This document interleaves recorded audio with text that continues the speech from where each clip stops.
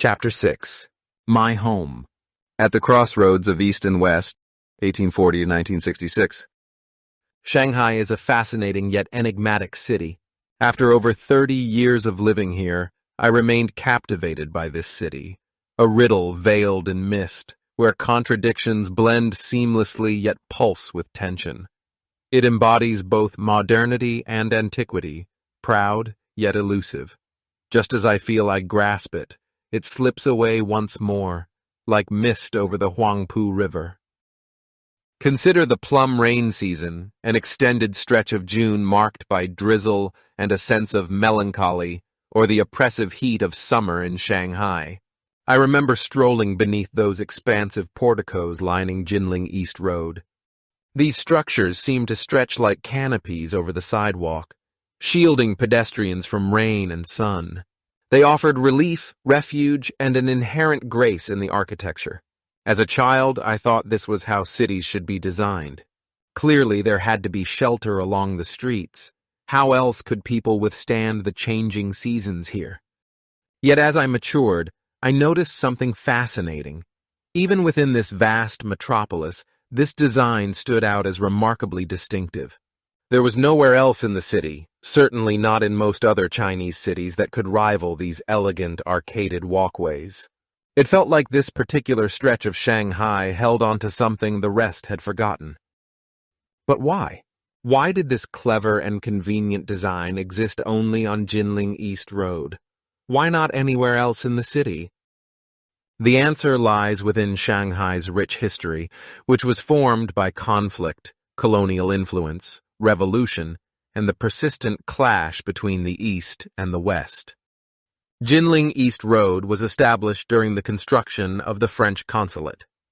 It spans Zhongshan East First Road, also known as the Bund Avenue, running alongside the Bund, a storied Shanghai district where the city first revealed its allure to the world. Oh, the Bund, a place where grandeur meets contemporary design, where neoclassical columns and Art Deco spires rise above the swirling waters of the Huangpu River. A place that strikes a balance between history and modernity. The International Architectural Ensemble begins at the intersection of Jinling East and Yan'an East Roads, continuing north along Zhongshan East First Road, resembling a procession of stone giants' banks, customs houses, consulates, and trading firms. Each building is a relic, with every facade representing a piece of Shanghai's living history. This line of magnificence persists until it reaches Waibaidu Bridge, Free Ferry Bridge, which appears to pause, perhaps to take a moment, before giving way to the striking 18-story Shanghai mansions, formerly known as the Broadway Mansions, and the refined Pujiang Hotel, previously the Astor House Hotel, standing watch on the opposite bank. The Bund is a tourist attraction to many, a picturesque spot for photos, or a leisurely weekend walk. But for me, it has always represented more than that. Growing up by the Huangpu River, the Bund was woven into the fabric of my daily life. I walked past it in the rain, felt the summer heat, and navigated the foggy winter mornings when the river seemed poised to engulf the skyline.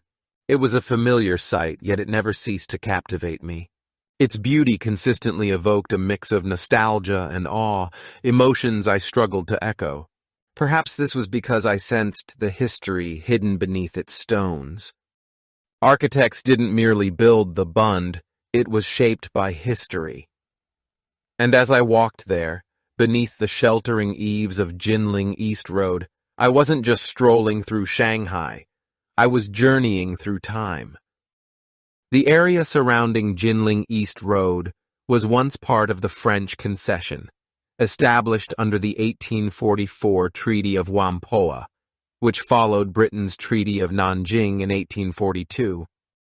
At the mouth of the Bund, where Jinling East Road meets the Huangpu River, stands the French consulate, a grand, solemn structure of thick bluestone. It gazes out over the river like a sentinel of another era. Ironically, France, a country that famously stormed churches and executed priests during the 1789 revolution, now serves as the guardian of the Catholic Church's assets in China. The 1860 Sino-French Treaty of Beijing facilitated the return of church properties that had been confiscated in previous centuries. Shortly thereafter, St. Joseph's Church, Yangjingbang Catholic Church, was constructed just a block from the consulate, gracefully situated along the bend of Yangjing Creek, now called Sichuan South Road. My home, located at number 11 Yongsheng Road, was directly adjacent to the church's back wall. I enjoyed an unobstructed view of the church steeple from my fourth-floor window. If you began at the French consulate steps and walked west along Jinling East Road for roughly 300 meters, you would reach Yongsheng Road, my street world. Yongsheng Road is narrow and petite, quietly positioned between the grandeur of Jinling East Road and the vibrancy of Renmin, People Road. It acts as a pathway literally and metaphorically linking two realms, the French colonial enclave and the city's ancient heart. If you walk another 300 meters south from our door, you'll find yourself in the heart of old Shanghai, at the city god temple and the maze-like alleys of Yu Garden. This area encapsulated the city before foreign influences arrived, before banks, steamships, and telegraph lines were introduced. The streets buzzed with activity, bustling markets, the aroma of incense filling the air, and voices echoing from every angle. It was lively, raw, and authentically Chinese. Yet within Yu Garden, a private haven crafted by a Ming Dynasty official time appeared to halt. The city's chaos gave way to serene courtyards and elegantly curved roofs. Koi swam gracefully beneath the nine-turn bridges, while intricately carved lattice windows let sunlight seep through like scattered memories. It was a realm poised between tranquility and the telling of stories.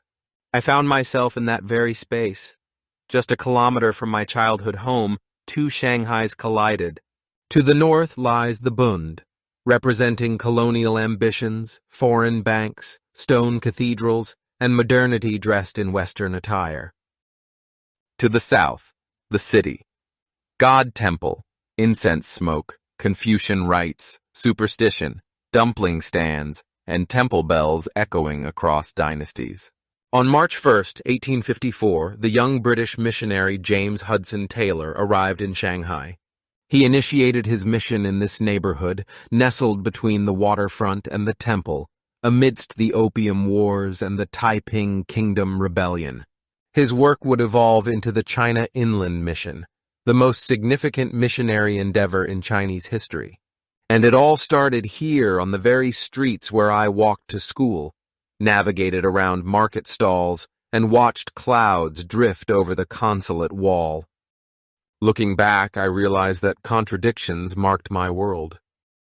I was born beneath the spire of St. Joseph's, just a wall away from forbidden prayer. I spent a decade in schools built by the church. I grew up steps away from the heart of capitalism, taught to disdain bourgeois merchants while surrounded by their ancient shops. I watched as both missionaries and Marxists claimed to save China, one wielding Bibles, the other brandishing little red books. In certain respects, I was part of both worlds. Yet, there were moments when I felt I belonged to neither.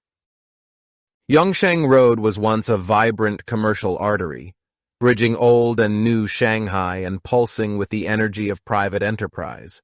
However, after 1949, everything changed.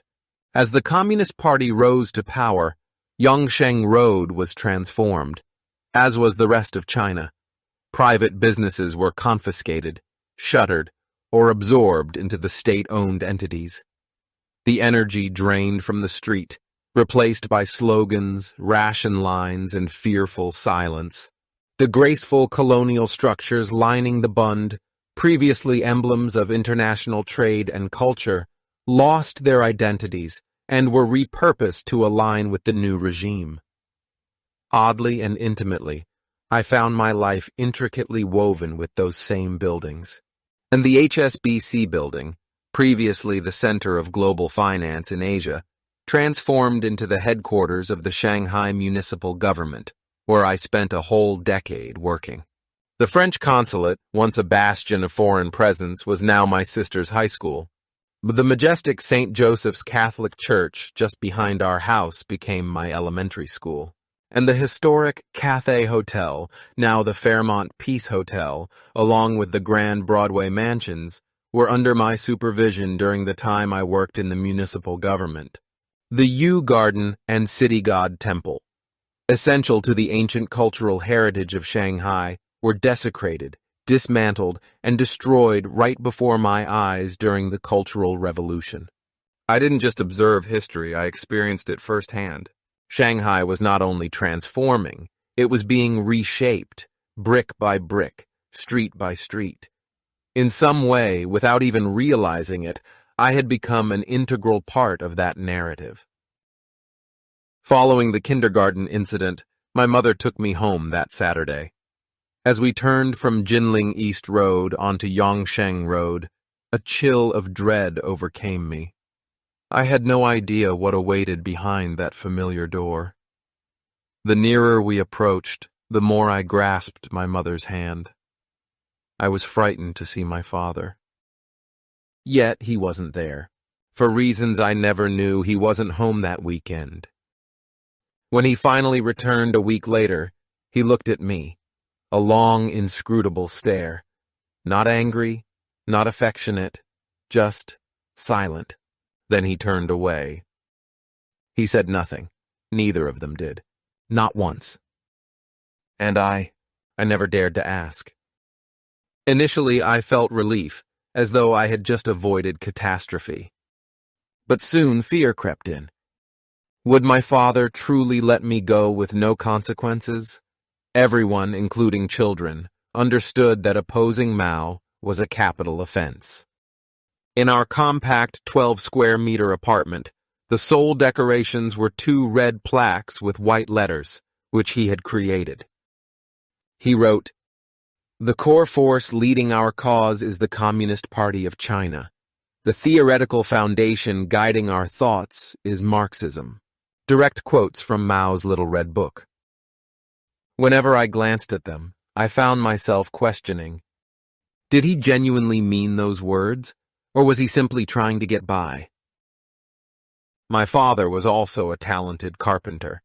After my younger brother was born, he constructed a loft in just one day, turning our small, single-room home into a 2-story space.